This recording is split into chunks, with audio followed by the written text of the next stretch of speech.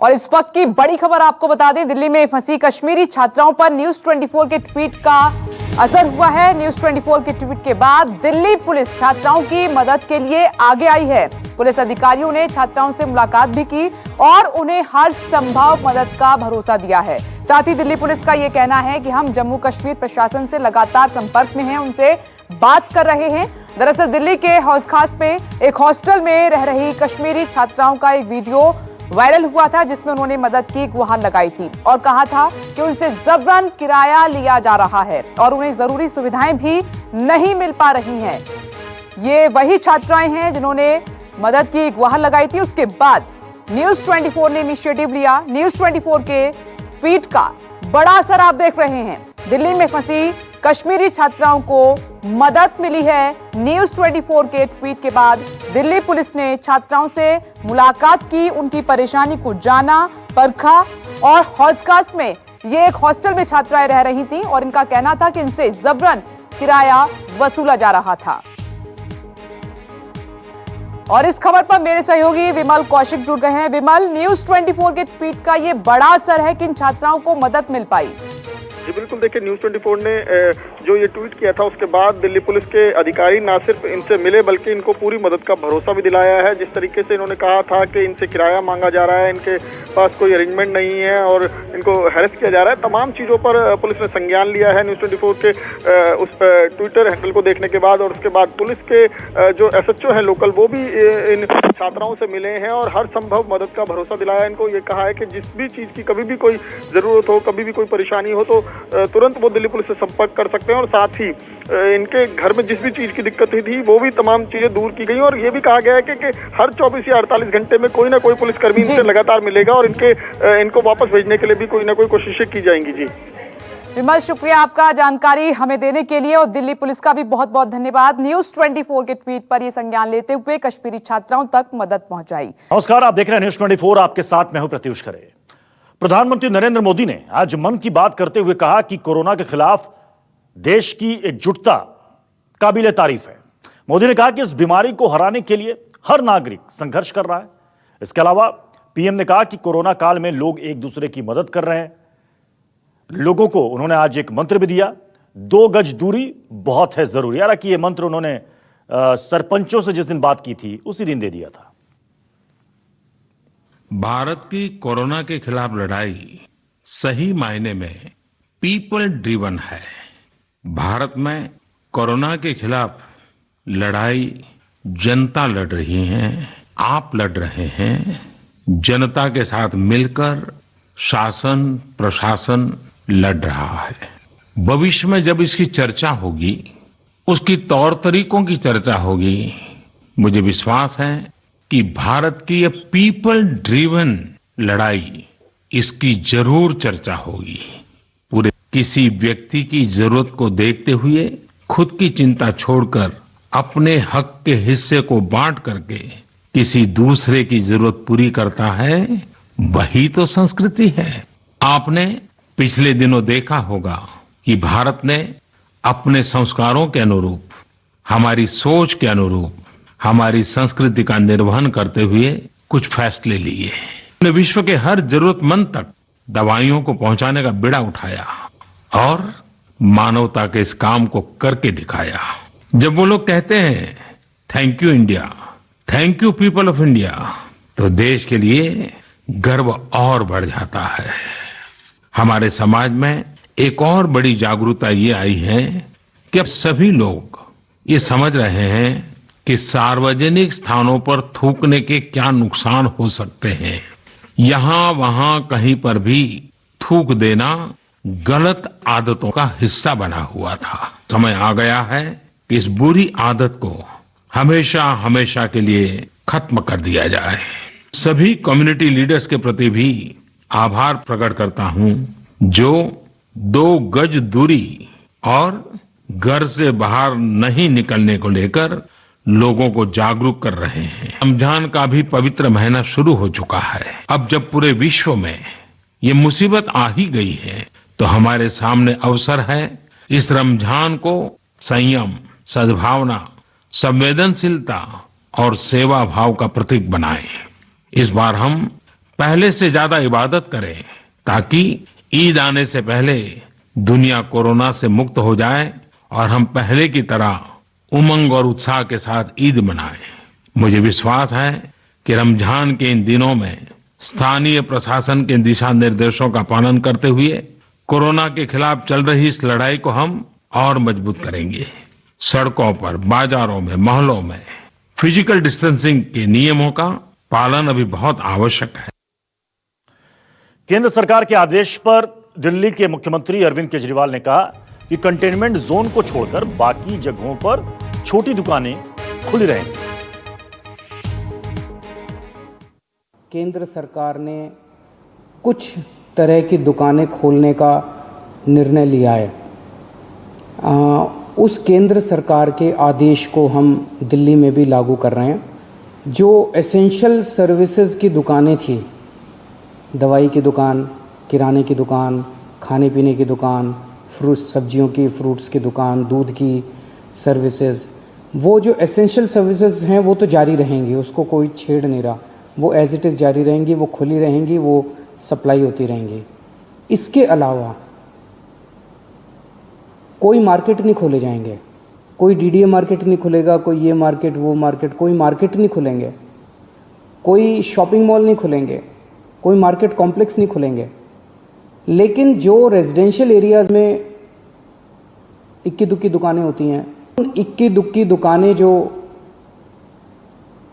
Neighbourhood में है, stand alone है, रेजिडेंशियल एरियाज में हैं, उन दुकानों को जो केंद्र सरकार ने इजाज़त दी है वो दुकानें दिल्ली में भी खोली जाएंगी। लेकिन कंटेनमेंट एरिया में वो भी नहीं खुलेगी, जो इक्की दुक्की दुकानें मैं बात कर रहा हूँ। कांग्रेस ने एक वीडियो जारी करके टेस्टिंग और ट्रेसिंग को कोरोना के खिलाफ सबसे अचूक हथियार बताया। इस वीडियो में पूर्व प्रधानमंत्री डॉक्टर मनमोहन सिंह जहां सरकार से और ज्यादा टेस्टिंग की सुविधाएं उपलब्ध कराने की मांग कर रहे हैं, वहीं राहुल गांधी ने कई राज्यों में फंसे हुए मजदूरों के मुद्दे को उठाया। Without more aggressive facilities of testing, we are not going to conquer this menace. We should have a broad framework of protection of migrants, and we must insist that migrants are protected, but we must also acknowledge that state governments are actually going to be responsible for driving this thing, and different state governments might choose different methodologies to solve this problem. That has to be central. Yes. Movement of the migrant should depend on the two states, and they should have a conversation. Financial Action Plan 1 has not really worked, and government needs to step up. Chief of defence staff Bipin Rawat ने दावा किया है कि corona में बहुत कम संख्या में army, air force और नेवी को प्रभावित किया है।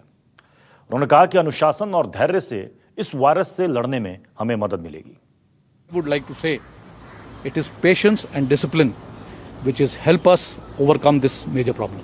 We have issued very strict directions on social distancing, on wearing of masks, on ensuring that people who are required to be quarantined remain in quarantine.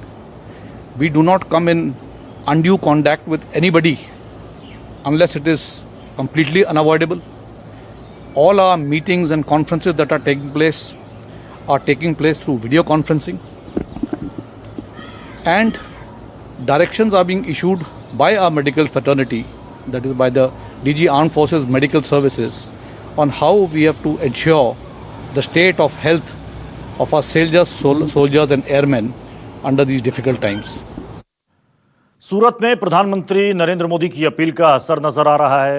Lockdown में लोगों ने यहां पर नियमों की धज्जियां उड़ाई। यहाँ हॉटस्पॉट वाले इलाके में भारी भीड़ जुटी।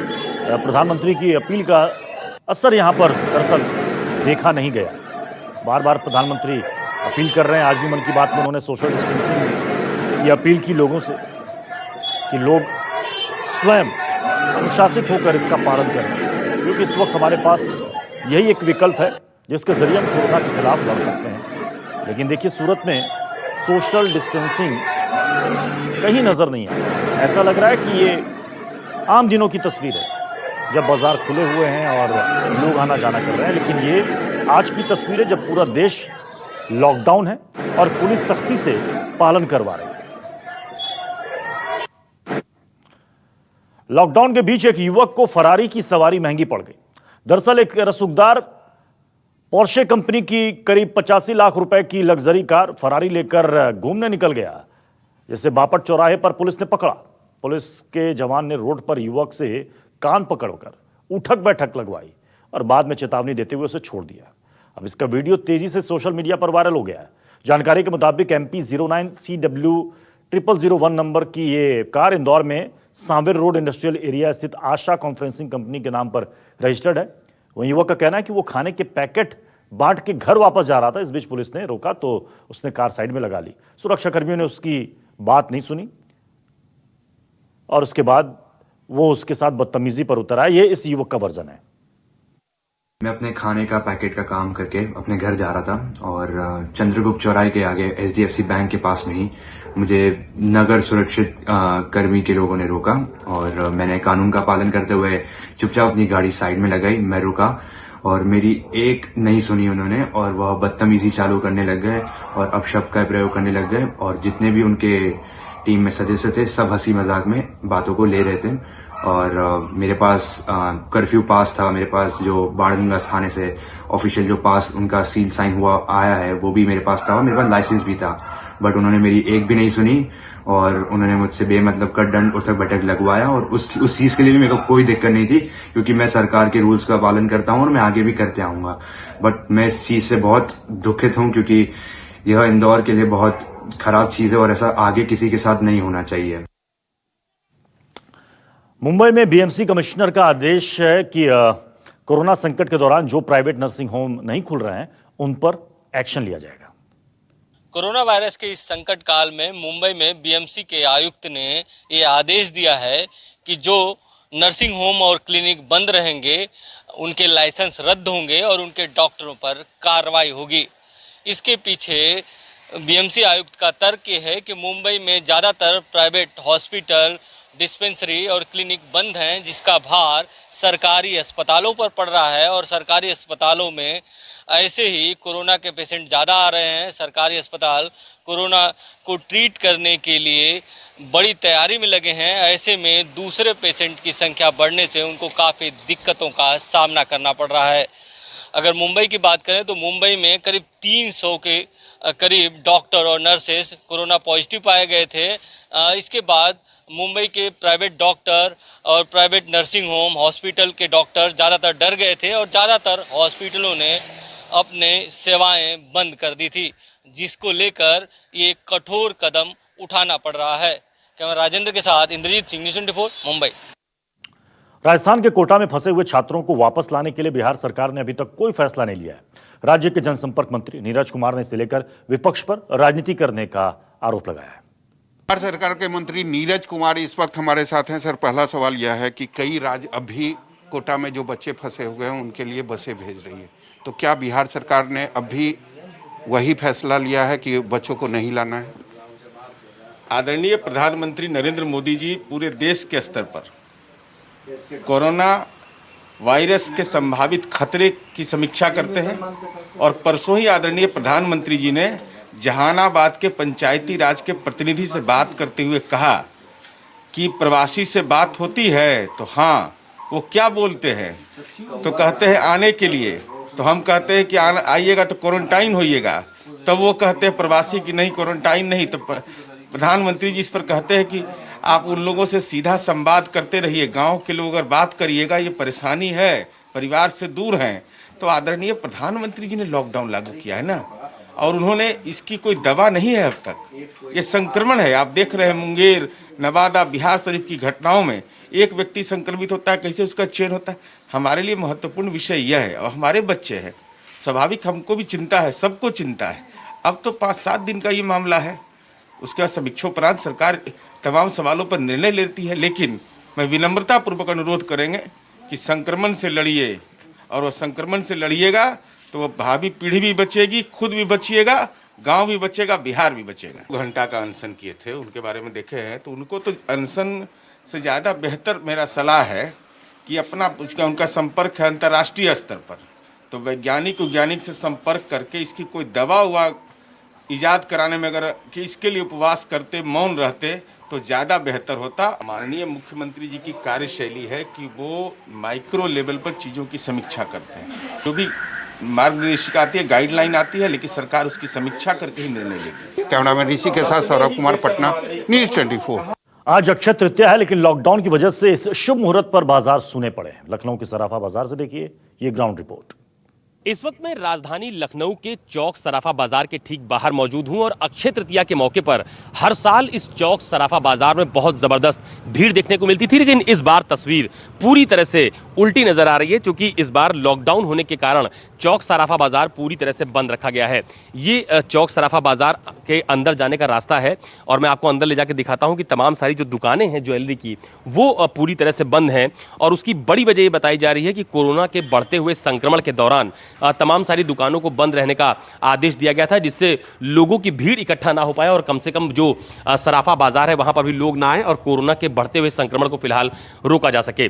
दरअसल अक्षय तृतीया के मौके पर इस चौक सराफा बाजार में बहुत जबरदस्त भीड़ होती है और सिर्फ इसी बाजार में नहीं बल्कि अलग अलग जो ज्वेलरी के बड़े बड़े शोरूम है या फिर महानगर का जो सराफा बाजार है वहां पर भी बहुत जबरदस्त भीड़ होती है। लोग अक्षय तृतीया के मौके पर ज्वेलरी की खरीदारी भी करते हैं, लेकिन इस बार पूरी तरह से सन्नाटा इस चौक सराफा बाजार में देखने को मिल रहा है और सबसे अहम बात यह है कि इस बार लोग दुकान पर जाकर सीधे ज्वेलरी की खरीदारी नहीं कर पाएंगे। हालांकि जो सराफा व्यापारी हैं उनके जो परमानेंट कस्टमर हैं उनकी तरफ से ये ऑनलाइन खरीदारी की एक सुविधा इस बार शुरू की गई है और ये कहा गया है कि जिसको भी ज्वेलरी की खरीदारी करनी है वो उनके अकाउंट में 20% जो रकम है वो ट्रांसफर कर सकते हैं और उसके बाद ज्वेलरी की बुकिंग कर दी जाएगी और लॉकडाउन समाप्त होने के बाद वो ज्वेलरी उनको डिलीवर की जाएगी। तो ये सुविधा फिलहाल इस बार दी गई है कि जो लोग अक्षय तृतीया के मौके पर ज्वेलरी की खरीदारी करना चाहते हैं वो ऑनलाइन खरीदारी के माध्यम से फिलहाल खरीद कर सकते हैं। कोरोना का एक बड़ा प्रभाव इस बार अक्षय तृतीया के पर्व पर भी देखने को मिल रहा है।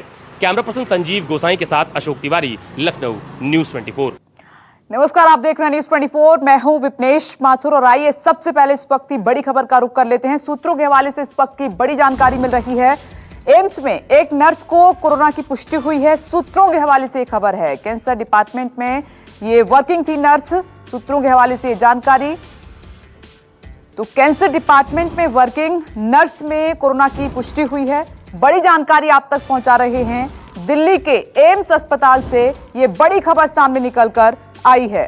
इस खबर पर मेरी सहयोगी पल्लवी झा जुड़ गई हैं, उनसे जानकारी लेते हैं। पल्लवी, गंभीर मामला है, नर्स को कोरोना की पुष्टि हुई है। जाहिर तौर पर विपनेश, गंभीर मामला इस तरीके से है क्योंकि देखिए जिस तरीके से लगातार अस्पतालों से ये खबर आ रही है कि वहां पर जो फ्रंट लाइनर्स है यानी जो डॉक्टर्स है, नर्सेज हैं, वो पॉजिटिव आ रहे हैं, उससे काफी डर और खतरा बढ़ जाता है क्योंकि वही इलाज करने वाले लोग हैं। जो ताजा मामला है वो एम्स के कैंसर डिपार्टमेंट के कीमोथेरेपी विभाग से है। वहां पर ये कहा जा रहा है कि एक नर्स को कोरोना पॉजिटिव आया है और हालांकि ये भी साथ ही साथ मैं यहाँ कहना चाहूंगी कि अभी इसकी आधिकारिक तौर पर पुष्टि नहीं की गई है, लेकिन जो सूत्र के हवाले से खबर आ रहे हैं वो यही है कि नर्स पॉजिटिव है और साथ ही साथ उससे संपर्क में आए तमाम लोगों की जांच चल रही है, क्वारंटाइन करने की सलाह भी दी गई है और साथ ही साथ अगर कोई और पॉजिटिव आता है तो उनको आइसोलेट करने की भी बात कही जा रही है। लेकिन फिलहाल अभी वेट करना होगा क्योंकि अभी एम्स एडमिनिस्ट्रेशन की तरफ से इसकी पुष्टि नहीं हुई है और लेकिन ये है कि जो नर्स है वो कोरोना पॉजिटिव हो चुकी है। जी, ये चिंता की बात है। पल्लवी झा, शुक्रिया आपका जानकारी हम तक पहुंचाने के लिए। आधिकारिक पुष्टि इस मामले में अभी तक नहीं हुई है, लेकिन सूत्र बता रहे हैं कि एम्स में कैंसर डिपार्टमेंट में वर्किंग नर्स को कोरोना की पुष्टि हुई है। आगे बढ़ते हैं। बिहार में लॉकडाउन के कारण बाहर फंसे मजदूरों और कोटा में फंसे छात्रों के मुद्दे पर जबरदस्त सियासत शुरू हो चुकी है। विपक्ष का आरोप यह है कि नीतीश सरकार मजदूरों और छात्रों को वापस लाने के लिए कुछ भी नहीं कर रही है। सरकार का तर्क यह भी है कि लोगों को वापस लाने से लॉकडाउन का उल्लंघन हो जाएगा, नियम टूट जाएंगे। और इस बीच पूरे सियासी खेल में आरजेडी नेता तेज प्रताप यादव भी कूद गए हैं। लालू यादव के बड़े बेटे तेज प्रताप यादव ने सीएम नीतीश कुमार की बुद्धि शुद्धि के लिए यज्ञ किया है, जिसकी तस्वीरें आपकी टीवी स्क्रीन पर। और तेज प्रताप ने मांग की है कि राज्य से बाहर के छात्रों को बिहार सरकार वापस लेकर आए। बिहार में कोरोना मरीज की संख्या लगातार बढ़ रही है। इस वक्त मैं मौजूद हूं लालू प्रसाद यादव के बड़े बेटे तेज प्रताप यादव के सरकारी आवास पर। आप देख सकते हैं यहां पर हवन किया जा रहा है। पीछे जो बैनर लगा हुआ है उसमें लिखा हुआ कि माननीय मुख्यमंत्री बिहार सरकार की बुद्धि प्रदान हेतु, यानी बिहार के जो सभी मजदूर, प्रवासी मजदूर जो दूसरे राज्य में फंसे हुए हैं और जो कोटा में बिहार के छात्र फंसे हुए हैं, उनको घर वापसी के लिए प्रधान मुख्यमंत्री नीतीश कुमार को बुद्धि प्रदान करे। इस वक्त हमारे साथ खुद तेज प्रताप यादव है। ये बताइए हवन का पर्पस क्या है, क्यों कर रहे हैं?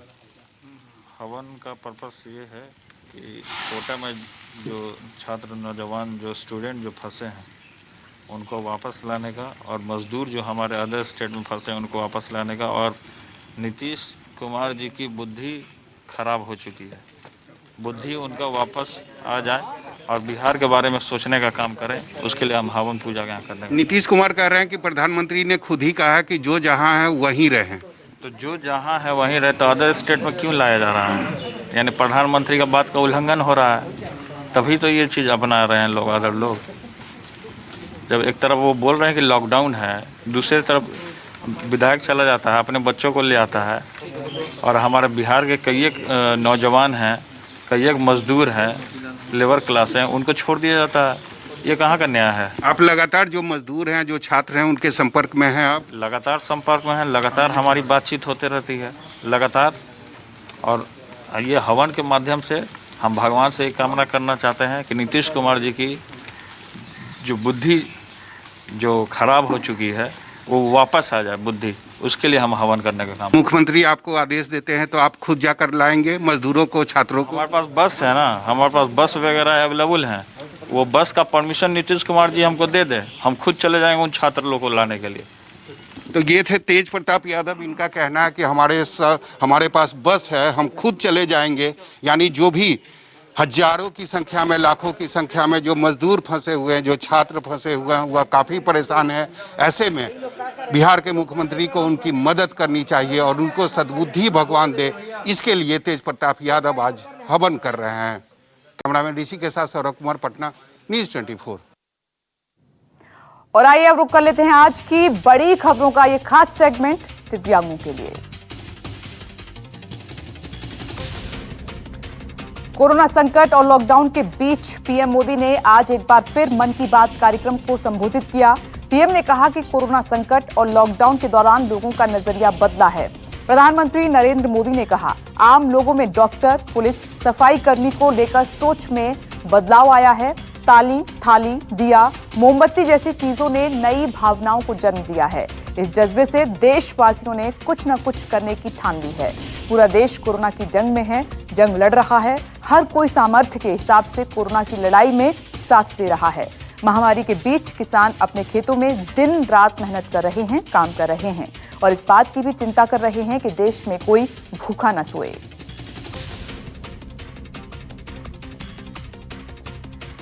गृह मंत्रालय ने दुकानें खोलने की रियायत के बाद दिल्ली में जरूरी और गैर जरूरी दुकानें खुलेंगी। हॉटस्पॉट इलाके में अब भी नहीं खुलेंगी दुकानें। मॉल, शॉपिंग कॉम्प्लेक्स और मार्केट नहीं खुलेंगी। दुकानें खोलने पर लॉकडाउन के नियम का पालन करना होगा।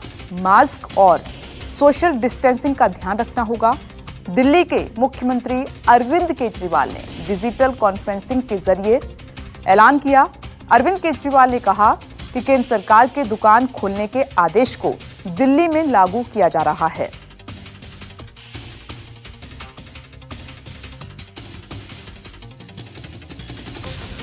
दिल्ली में प्लाज्मा थेरेपी के ट्रायल से अरविंद केजरीवाल संतुष्ट हैं। अरविंद केजरीवाल ठीक हो रहे मरीजों को लेकर उन्होंने जानकारी दी, प्लाज्मा डोनेट करने की अपील भी की है।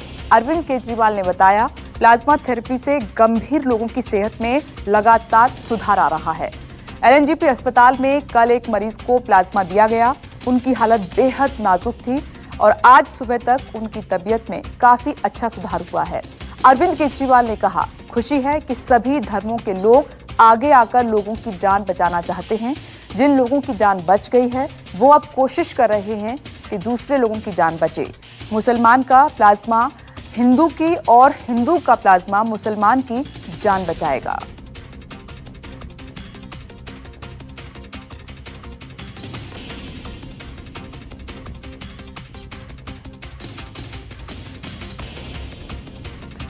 महाराष्ट्र, उत्तर प्रदेश, आंध्र प्रदेश और दिल्ली सहित कई राज्यों से जानलेवा कोरोना वायरस के नए मामले सामने आ रहे हैं।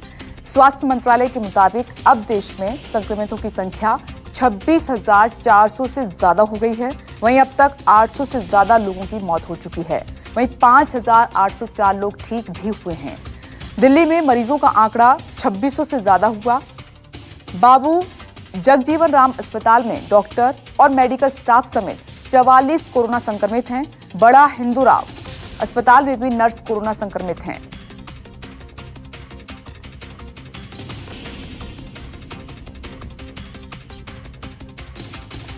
महाराष्ट्र के मुख्यमंत्री उद्धव ठाकरे ने प्रेस कॉन्फ्रेंस की, कहा ट्रेनें नहीं खुलेंगी, पर राज्य में फंसे मजदूरों को वापस भेजने के लिए सरकार हर संभव प्रयास कर रही है, कोशिश कर रही है।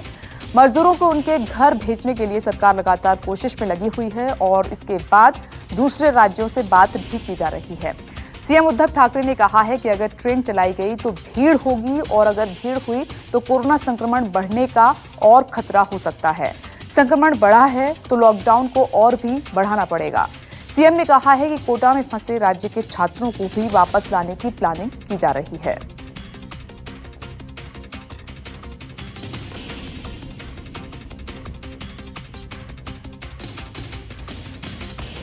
लॉकडाउन के बावजूद 3 सप्ताह पहले खोला गया रोहतांग मनाली दर्रा, बीआरओ ने खोला दर्रा। हिमाचल के लाहौल घाटी के स्थानीय लोगों को अपनी खेती शुरू करने के लिए अपने क्षेत्र में वापस जाने की सुविधा मिलेगी अब।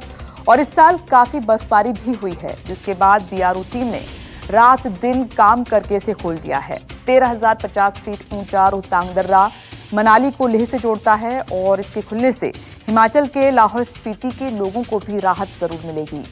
जरूरी सामानों को एक जगह से दूसरी जगह ले जाने में आसानी होगी।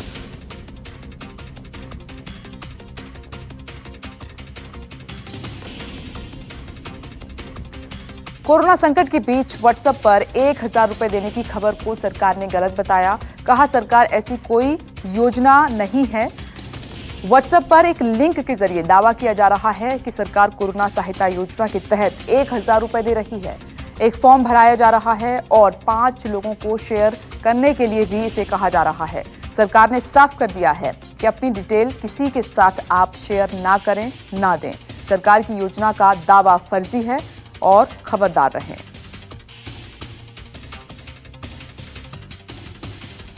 आपको घुटन से बचा सकता है मास्क पर हर्बल स्प्रे का छिड़काव। भारतीय वैज्ञानिकों ने बनाया है हर्बल स्प्रे।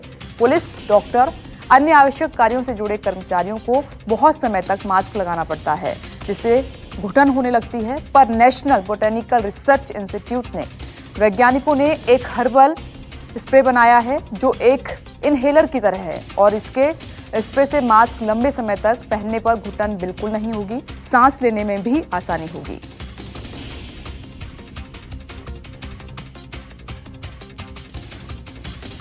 यूपी के एटा में घर में बच्चों समेत 5 शव मामले में पुलिस ने खुलासा किया। घर की बहू ने ही सभी को जहर देकर मारा था। उसके बाद बहू ने खुदकुशी कर ली। पुलिस के मुताबिक डिनर में बहू ने सभी सदस्यों के खाने में जहर मिलाया। वहीं एक मासूम बच्चे का गला दबाकर उसकी हत्या कर दी गई।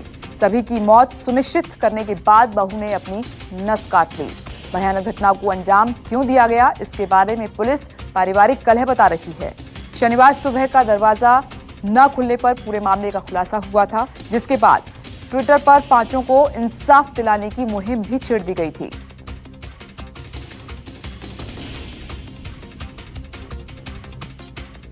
और आप जानते हैं कि इन दिनों देशवासियों के मन में बस एक ही सवाल लगातार घूम रहा है, क्या 3 मई के बाद लॉकडाउन खत्म होगा और जिंदगी पहले की तरह सामान्य हो जाएगी, या फिर हालात को देखते हुए लॉकडाउन को बढ़ा दिया जाएगा। लेकिन सारे सवालों के जवाब आसान नहीं हैं। ऐसा इसीलिए क्योंकि लॉकडाउन खुलने पर तेजी से कोरोना फैलने का डर है, खतरा है, और लॉकडाउन जारी रहने पर अर्थव्यवस्था के और नीचे चले जाने का भी खतरा है। ऐसे में सबसे बड़ा सवाल ये है कि आखिर 3 मई के बाद होगा क्या। सारे सुझावों को ध्यान में रखते हुए ये तय किया गया है कि भारत में लॉकडाउन को अब 3 मई तक और बढ़ाना पड़ेगा। यानी 3 मई तक हम सभी को हर देशवासी को लॉकडाउन में ही रहना होगा।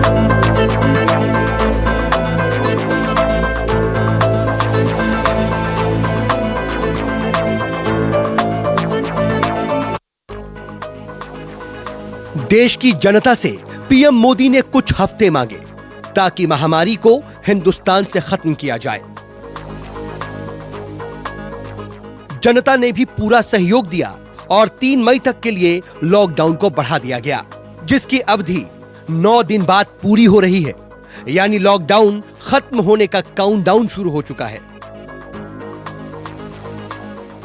ऐसे में कई सवाल हैं जो जनता के मन में उठ रहे हैं कि आखिर 3 मई के बाद क्या होगा, पीएम मोदी क्या कदम उठाने वाले हैं। इन सवालों के बीच सबसे बड़ा सवाल यह है कि क्या लॉकडाउन 16 मई तक कर दिया जाएगा। यह बात इसलिए कही जा रही है क्योंकि दिल्ली सरकार के एक टॉप अधिकारी ने लॉकडाउन 3 के संकेत दिए हैं। यह बात डॉक्टर एस.के. सरीन ने कही। ये दिल्ली सरकार के कोरोना पैनल के चेयरमैन हैं। 16 मई तक लॉकडाउन क्यों जरूरी है, डॉक्टर सरीन ने इसके पीछे चीन का उदाहरण दिया। डॉक्टर सरीन ने कहा कि दिल्ली में कोरोना का पहला केस 3 मार्च को आया था। महामारी के चीन के रिकॉर्ड पर नजर डालें तो वहां इसके ग्राफ को नीचे आने में कम से कम 10 हफ्ते लग गए थे। इसलिए दिल्ली में भी ऐसा हो सकता है और उतने दिन 16 मई को पूरे हो जाएंगे जितने दिन में चीन में कोरोना ने दम तोड़ा था। इसलिए जरूरी है कि इस लॉकडाउन को बढ़ाकर 16 मई तक होना चाहिए। हालांकि चीन में कोरोना वापस आ गया है और 2 शहर एक बार फिर से लॉकडाउन कर दिए गए हैं। 16 मई की थ्योरी दिल्ली सरकार के अधिकारी की है, लेकिन फैसला प्रधानमंत्री नरेंद्र मोदी को लेना है कि लॉकडाउन बढ़ाया जाए या फिर 3 मई को खत्म कर दिया जाए। इसके लिए प्रधानमंत्री मोदी कोरोना वायरस के प्रकोप और लॉकडाउन की स्थिति पर तीसरी बार मुख्यमंत्रियों के साथ बैठक करेंगे। पीएम मोदी राज्यों के मुख्यमंत्रियों के साथ 27 अप्रैल की सुबह सभी मुख्यमंत्रियों के साथ वीडियो कॉन्फ्रेंसिंग के जरिए बैठक करेंगे। गृह मंत्रालय ने जो नोटिफिकेशन आया कि कुछ जगहों पे शर्तों के साथ खोले जाएंगे दुकान, तो क्या उससे लगता है कि जब लोग इस तरह से बाहर निकलेंगे तो वो मुश्किल नहीं पैदा हो जाएगा एक तरह से, क्योंकि डिस्टेंसिंग का उस तरह से नहीं मेंटेन हो पा रहा है। किसी भी हालत में सोशल डिस्टेंसिंग का अनुपालन करना है और वो अपने घर में रहें, सुरक्षित रहें, स्वस्थ रहें, ये सबसे बड़ा मूल मंत्र है। अब बहुत तरह से आर्थिक कठिनाई लोगों को जूझना पड़ रहा था, तो कुछ दुकानें जो हम मोहल्लों में छोटे मोटे और कुछ इस प्रकार के जो बाजार खुल भी रहे, लेकिन कंटेनमेंट जोन में और जहां हमारा रेड एरिया है हम पूरी सील करके रखे हैं, वहां किसी प्रकार की मरम्मत नहीं की जा रही है। तो हमें इकोनॉमी खोला जा रहा है, लेकिन कहीं ना कहीं लोगों का जैसे भीड़ जैसे सिनेमा हॉल, इस प्रकार के बड़े बड़े मॉल इत्यादि, ये सब कहीं नहीं खोले जा रहे हैं। मैंने बताया ना कि जो आज लगभग ऐसे जगहों को खोलना कठिन है और उस पर आगे प्रधानमंत्री जी सबों से राय लेकर के जो भी विचार उचित विचार होगा, 3 तारीख तक तो लॉकडाउन में हम लोग हैं ही, आगे भी जो भी विचार होगा हम लोग उसका पालन करेंगे। केंद्र सरकार राज्यों से मिले फीडबैक के आधार पर ही आगे की रणनीति तैयार करेगी। 14 अप्रैल को हुई महत्वपूर्ण बैठक के बाद ही केंद्र सरकार ने 3 मई तक के लिए लॉकडाउन बढ़ाने का निर्णय लिया था। इससे पहले पीएम मोदी ने 11 अप्रैल को राज्यों के मुख्यमंत्रियों के साथ वीडियो कॉन्फ्रेंसिंग के जरिए बैठक की थी। इस बैठक में ज्यादातर राज्यों के मुख्यमंत्रियों ने लॉकडाउन को बढ़ाए जाने की सहमति दी थी, जिसे देखते हुए लॉकडाउन को 3 मई तक के लिए बढ़ा दिया गया था। यह तीसरी बार होगा जब प्रधानमंत्री मोदी राज्य के मुख्यमंत्रियों से लॉकडाउन को लेकर बात करेंगे। इससे पहले पीएम मोदी की राज्यों के मुख्यमंत्रियों के साथ पहली बैठक 2 अप्रैल को हुई थी। प्रधानमंत्री ने सभी राज्यों के मुख्यमंत्रियों से वीडियो कॉन्फ्रेंसिंग पर बात की थी। इस दौरान कोरोना वायरस के संकट, लॉकडाउन और मौजूदा हालात पर बात की गई थी।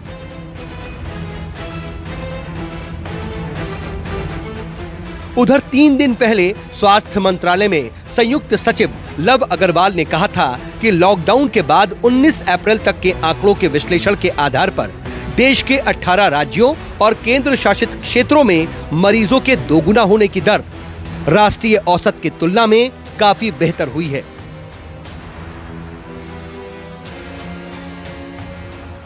इस तरह सरकार को उम्मीद है कि देश में लॉकडाउन की मियाद आगे बढ़ती है तो कोरोना के संक्रमण को फैलने से रोकने में मदद मिल सकती है। लेकिन पीएम मोदी राज्यों के मुख्यमंत्रियों से बात करने के बाद क्या फैसला लेंगे, इस पर सिर्फ कयास ही लगाए जा सकते हैं। और आइए आगे बढ़ते हैं। बिहार में कोरोना संक्रमण के नए 4 मामले सामने आए हैं। गोपालगंज में 4 लोग कोरोना संक्रमित पाए गए हैं। बिहार में अब ये आंकड़ा कोरोना का 255 पहुंच चुका है। अब बिहार में 255 पॉजिटिव केस हैं। 4 और नए मामले सामने आए हैं गोपालगंज में। कुल मिलाकर ये मामला बिहार में 255 पहुंच चुका है। इस वक्त की बड़ी खबर, बड़ी जानकारी आप तक पहुंचा रही हैं। बिहार से है ये खबर। मामले लगातार बढ़ते जा रहे हैं। 4 नए कोरोना संक्रमण मामले सामने निकल कर आए हैं गोपालगंज से।